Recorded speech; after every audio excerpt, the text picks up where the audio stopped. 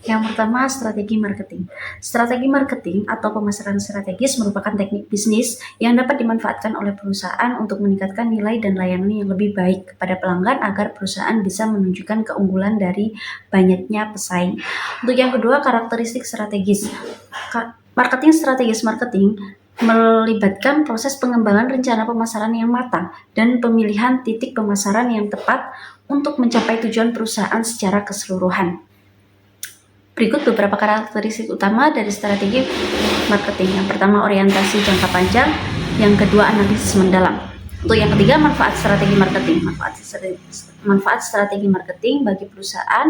Strategi marketing memiliki beragam manfaat bagi perusahaan. Berikut diantaranya. Yang pertama, pencapaian tujuan jangka panjang. Yang kedua, pengembangan brand yang kuat.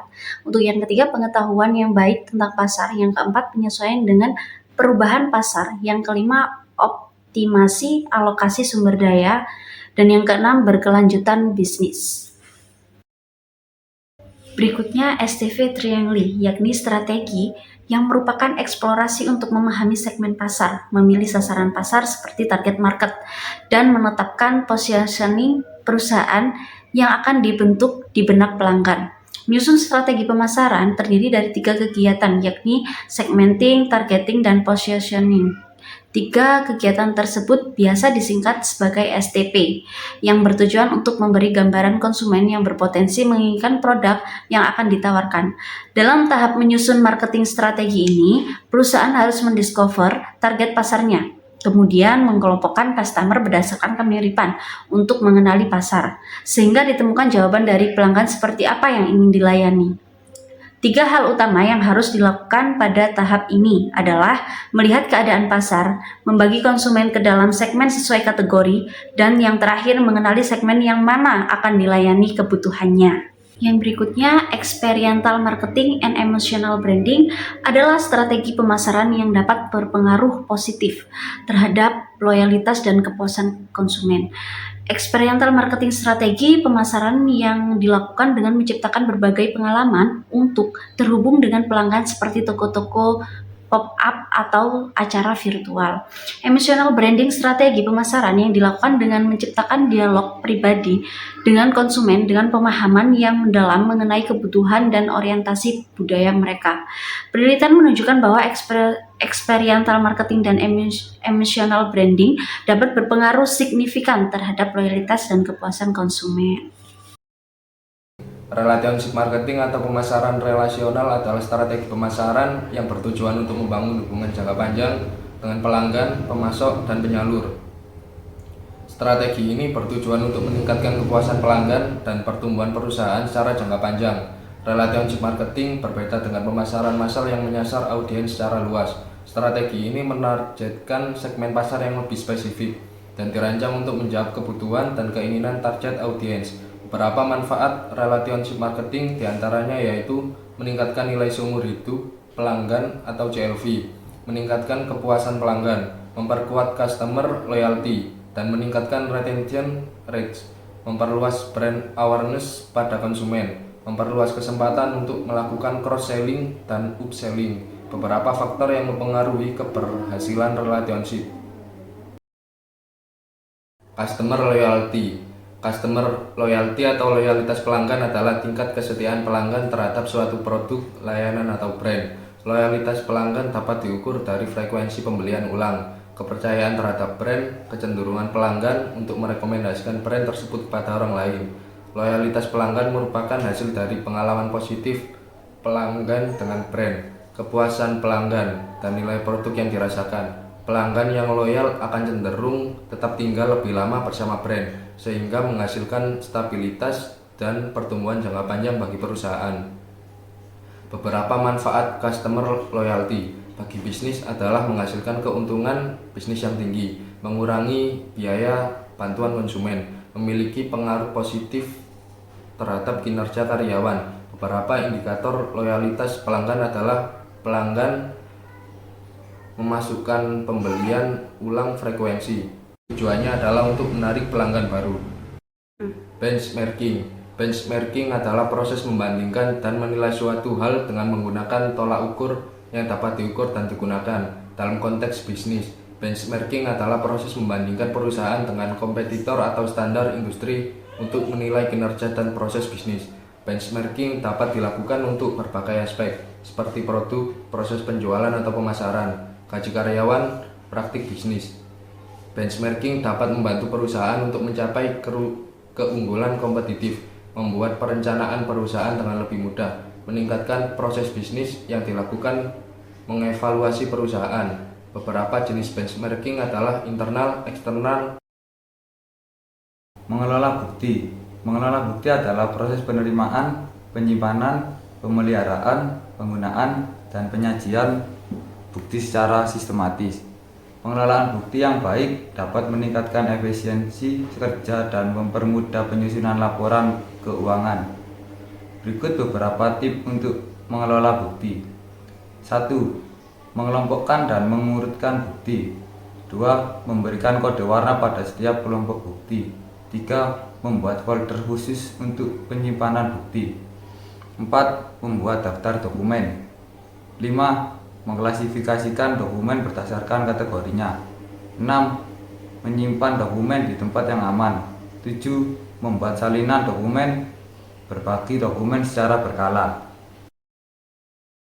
Bukti transaksi merupakan komponen penting dalam menjalankan bisnis karena berperan sebagai dasar untuk mencatat data transaksi. Beberapa contoh bukti transaksi antara lain: 1. Kwitansi. 2. Cek. 3. Surat perjanjian. 4. Bukti pembayaran. 5. Nota. 6. Invoice atau faktur. 7. Wesel. 8. Akte.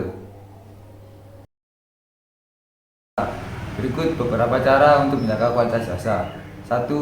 Inspeksi pemeriksaan sistematis untuk mengidentifikasi cacat, ketidakkonsistenan, atau penyimpangan dari standar kualitas yang diinginkan.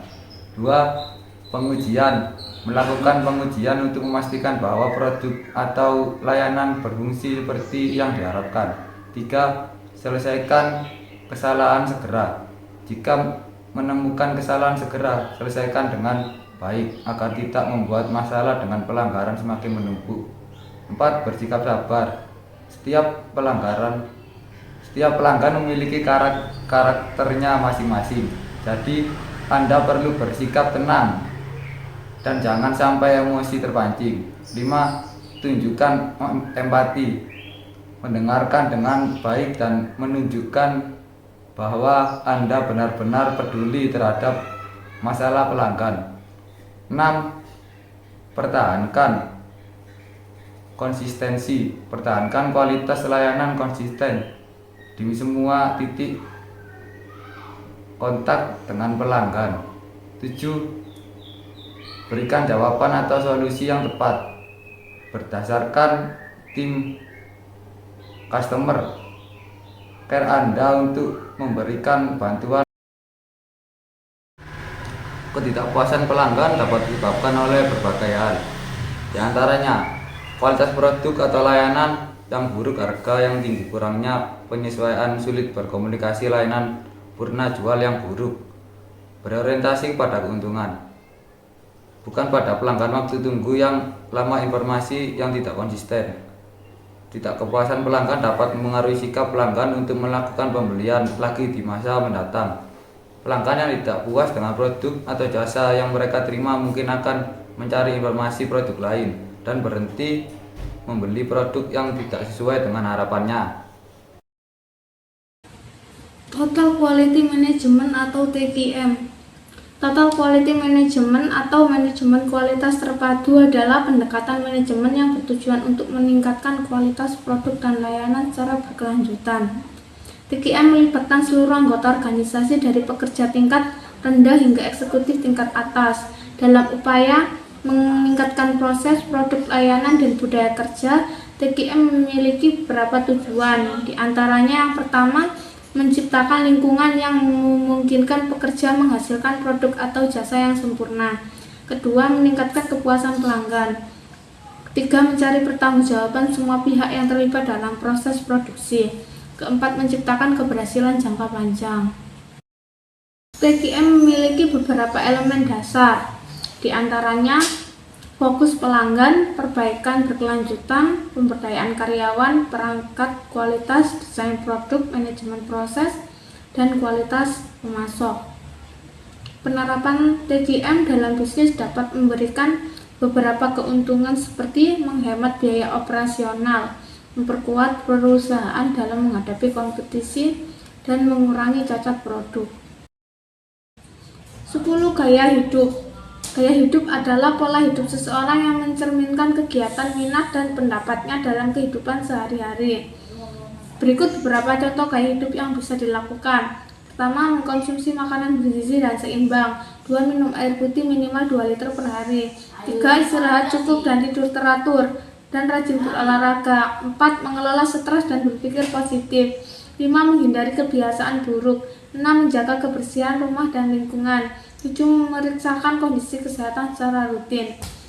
Gaya hidup berkelanjutan yaitu berikut beberapa contohnya. Pertama, mengurangi penggunaan plastik sekali pakai.